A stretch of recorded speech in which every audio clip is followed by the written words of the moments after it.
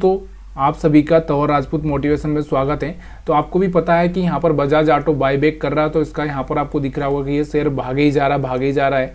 और यहाँ से आप देखोगे यहाँ पर 10,000 पे बाईबैक कर रहे हैं, तो यहाँ पर ये लेवल आगे चल के 10,000 तक का दिखा सकता है। आपको भी पता है यहाँ पर कल से यहाँ पर इसके लिए बाईबैक का ऑफर ओपनिंग हो चुका है। तो यहाँ पर बजाज ऑटो को आप देख सकते हो, अगर हम बात करें 5 दिन से या 1 महीने से यहाँ पर आप देखोगे तो कंटिन्यू यहाँ से चलते ही जा रहा है। जब से ये खबर आई बाईबैक की तब से ये बहुत भाग रहा है। उसके बाद बात करते हैं IIFL की, जो कि मैं आपको पहले ही बता चुका था कि यहाँ पर हमने इसके बारे में वीडियो भी बनाया। आप देखो कि यहाँ पर 600 रुपये के लेवल से यहाँ से गिर कर सीधे कहाँ पर आ चुका था, 380 के आसपास आ चुका था। यहाँ से छोटी सी एक रिकवरी देखने को मिल रही है। यहाँ से अगर आप देखोगे डेली टाइम फ्रेम में अगर आप देखते हो तो छोटी सी रिकवरी देखने को आपको मिल रही है। तो छोटी सी रिकवरी से क्या होने वाला है, देखो यहाँ पर ये 9 से 10% रिकवरी हुआ है, लेकिन इससे क्या मतलब है, जब 600 के 650 के लेवल से यहाँ से नीचे आ चुका है 400 के लेवल पे, तो यहाँ से आप देख सकते हो कितना 30% से ज़्यादा यहाँ पर ये गिरा हुआ है। अब हम बात करते हैं एक ऐसे बैंक के बारे में जो कि आपको भी पता होगा कि जिस पर CBI की रेड पड़ी है, जिस पर छापे पड़े हैं, उस बैंक में ऐसा क्या हुआ, क्या गड़बड़ी यहाँ पर मिली है। तो पहले हम उसका फंडामेंटल एनालिसिस करते हैं, उसके बाद में हम उसकी न्यूज़ को देखेंगे। तो यहाँ पर मैं आपको फंडामेंटल दिखाता हूँ कि यूको बैंक की हम बात करने वाले हैं, यूको बैंक की बात करने वाले हैं। तो इसके फंडामेंटल देखते हैं। फंडामेंटल में हम ज़्यादातर क्या देखते हैं, देखो इसका सबसे ज़्यादा हम क्वार्टरली प्रॉफिट देखते हैं। तो क्वार्टरली अगर हम रेवेन्यू की बात करें तो रेवेन्यू इसका यहाँ से अगर आपको दिख रहा होगा तो लगातार बढ़ ही रहा है, रेवेन्यू में कोई प्रॉब्लम नहीं है। अगर हम इसका प्रॉफिट देखें तो प्रॉफिट भी यहाँ 200 से 400 500 यहाँ से प्रॉफिट भी बढ़ रहा है, मतलब प्रॉफिट में कोई प्रॉब्लम नहीं है। यहाँ पर थोड़ा सा शेयर होल्डिंग पैटर्न बाकी सब चीज़ें हम देखते हैं यहाँ पर। तो यहाँ से हम थोड़ा सा प्रॉफिट लॉस देख लेते हैं।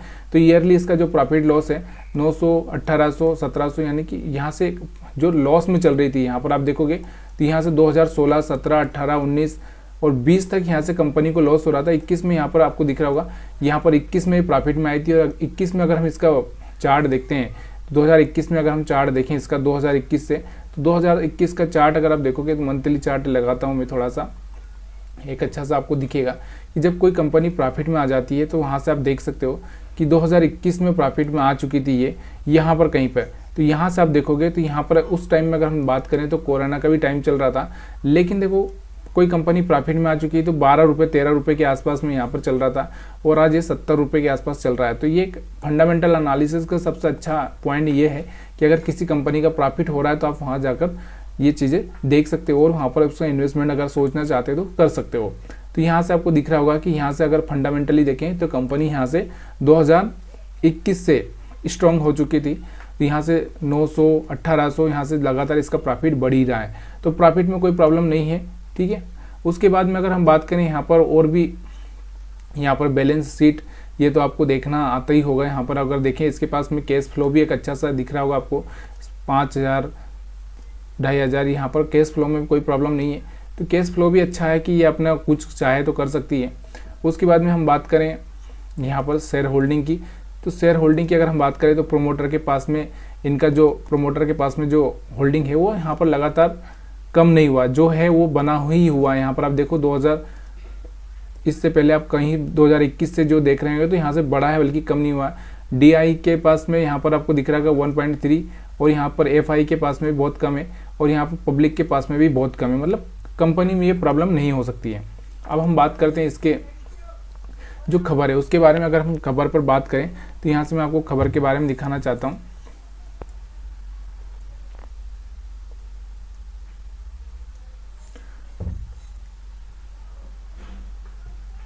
तो यहाँ से आपको दिख रहा होगा कि जो खबर आई हुई है वो आप देख सकते हैं। इस खबर को पूरी तरह से आप पढ़ सकते हैं कि ये जो है यूको बैंक पर CBI का रेट पड़ा है, 820 करोड़ की गड़बड़ी मिली है।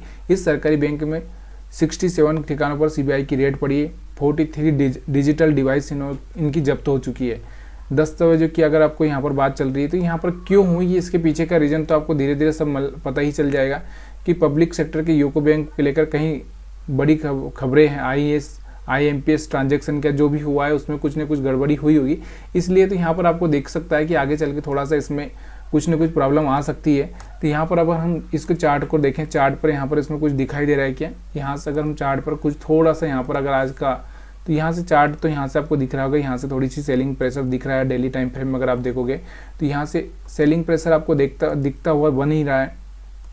तो यहाँ से इंट्राडे में अगर आप देखोगे जब से खबर आई होगी तब से यहाँ पर कुछ न कुछ यहाँ पर चल रहा है। तो यहाँ से कल यहाँ पर इसमें और गिरावट हो सकती है, और गिरावट होगी तो देखो गिरावट होगी तो यहाँ से आपको एक बाइंग मौका भी बन सकता है। देखो अगर ये स्टॉक फिर से अगर अपने जो इस लेवल पर आता है 40 वाले लेवल पर आता है और यहाँ पर ज़्यादा कुछ खास गड़बड़ी नहीं मिलती है, तो फिर से यहाँ पर एक अच्छा सा मौका आपके पास में मिल सकता है। क्योंकि ये जो रेड होती है, ये सब चीज़ें था ना, एक शॉर्ट टाइम के लिए होती है। आपको भी पता है पिछली बार अगर हम बात करें तो यहाँ पर हीरो मोटर, ये इनके बहुत सारे चीज़ों पर पड़ी हुई थी रेड। आपको भी पता है बहुत सारे स्टॉक्स पर ऐसी रेड पड़ती रहती है, तो यहाँ पर इनका कोई ज़्यादा वो इफेक्ट नहीं होता है। लेकिन हाँ, अगर कुछ ज़्यादा ही गड़बड़ी हुई है तो जैसे कि यहाँ पर आप बात कर सकते हैं हम जेएम फाइनेंशियल की। तो जेएम फाइनेंशियल में आप देख सकते हो कि यहाँ पर आपको एक बड़ी गड़बड़ी होती हुई दिखी, उसकी वजह से यहाँ पर आप दिख रहा होगा कि इसके स्टॉक में थोड़ी सी रिकवरी देखने को मिली है, लेकिन ये रिकवरी थोड़ा सा छोटे टाइम फ्रेम के लिए रहती है। तो यहाँ से आपको दिख रहा होगा कि देखो कहाँ से ये भी स्टॉक अगर आप देखोगे तो यहाँ से चलकर यहाँ से 100 के आसपास के लेवल से यहाँ से गिरा था, 100 के लेवल से यहाँ से गिरा था तो सीधे 75-80 के आसपास आ चुका था। अभी थोड़ी सी रिकवरी हुई, इसको रिकवरी नहीं बोल सकते हैं क्योंकि जब तक कि ये मैटर ठीक ना हो जाए। तो ऐसे स्टॉक पर आपको थोड़ा सा फोकस करके चलना है, और ऐसा अगर कुछ है तो फ्यूचर में आपको थोड़ा सा उस पर नज़र भी रखना है। यहाँ पर हम लोग किसी भी तरह से बाइंग सेलिंग की बात नहीं कर रहे हैं, हम किसी भी तरह से हम यहाँ पर खाली जो न्यूज़ है उसका ही एनालिसिस कर रहे हैं। तो प्लीज़ यार इस चीज़ को समझने की कोशिश करना। ऐसा नहीं है कि यहाँ पर मैं आपको सिर्फ इन्फॉर्मेशन शेयर करता हूँ, वो भी इन्फॉर्मेशन मैं भी दूसरी जगह से कलेक्ट करता हूँ। ऐसा नहीं है कि मेरे पास में कोई यहाँ पर कोई अलग चीज़ें हैं जो कि मैं आपको बता रहा हूँ। तो प्लीज़ यार अगर वीडियो अच्छा लगे तो लाइक शेयर कमेंट करना मत भूलिएगा। आपको भी पता है कि टाटा की अगर हम बात करें तो टाटा के स्टॉक में आग लगी हुई है बहुत सारे। यहाँ पर टाटा सन्स की अगर हम बात करेंगे तो टाटा सन्स का भी एक IPO आने की प्लानिंग चल रही है, तो इस पर भी आपको ध्यान देना है। अगर टाटा का एक अच्छा सा ट्रस्ट भी है जिस पर भरोसा किया जा सकता है। आपको भी पता है कि टाटा मोटर एक टाइम में 75 रुपये के आसपास था, उसके बाद में एक अच्छा सा मोमेंटम इसने दिखाया है। वीडियो अगर हेल्पफुल लगा है तो लाइक कर दीजिएगा।